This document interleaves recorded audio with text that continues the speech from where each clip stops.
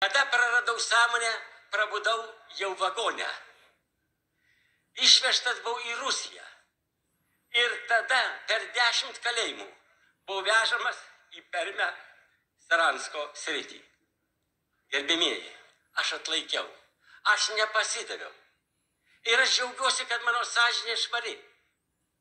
Jūs teiskite mane. Ir pabaigai aš dar noriu jums pasakyti, kadangi mano tėvas Antanas skaitė tarybinę literatūrą, tai skaitydavo ir tuo metu sovietiniais laikais uždraustą poemą Vinco Mykolaičio Putino. Ir aš ją noriu pabaigai kelis punktus iš tos poemos paskaityti.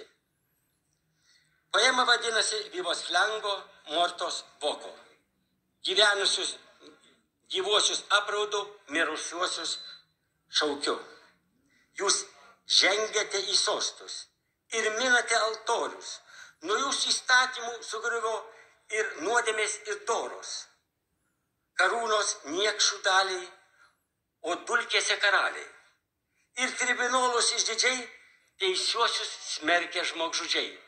Vivos Flango Mortos Voko.